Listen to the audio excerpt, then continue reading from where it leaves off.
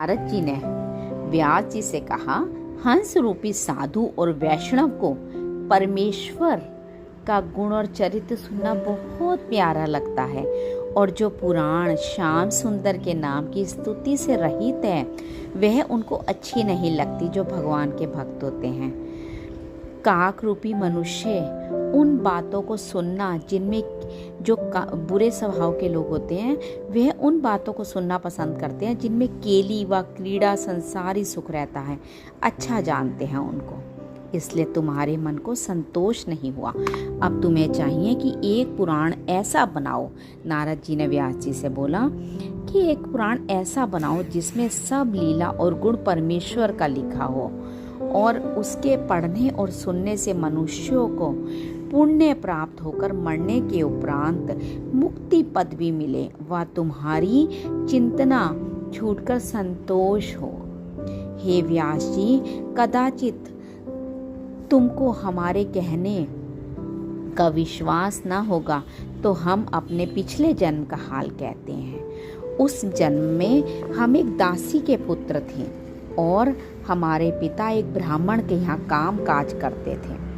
वह ब्राह्मण साधु और संत की सेवा किया करता था। सो बरसात के दिनों में उस ब्राह्मण के स्थान पर साधु लोग आकर टिके और उस ब्राह्मण ने साधुओं के चौका और बर्तन करने के वास्ते हमारी माता को रख दिया। मैं भी बालक होने से अपनी माता के साथ उन साधुओं के आश्रम पर रहकर 8 पहर उनका दर्शन किया करता था।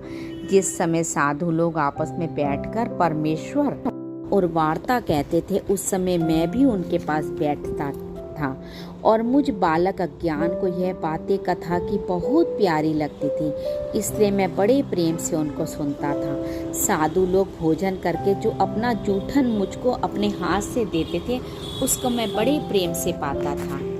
जब वह साधु प्रसाद पीते अपने अपने स्थान को जाने लगे तब मैं बहुत रोया और मुझको यह इच्छा हुई कि मैं भी इनके साथ जाऊं। तब उन्होंने मेरे ऊपर कृपा करके कहा कि हम तुझे मंत्र पढ़ाए देते हैं, उनको तू जपा कर। फिर वह लोग मुझे 12 अक्षर का मंत्र उपदेश करके अपने स्थान को चले गए।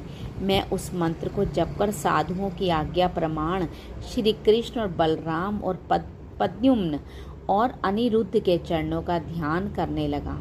जब उन साधुओं का जूठन खाने और मंत्र जपने के प्रताप से मुझे ज्ञान उत्पन्न हुआ, तब मन में यह विचार आया कि वन में जाकर परमेश्वर का भजन करूं। यहाँ किस वास्ते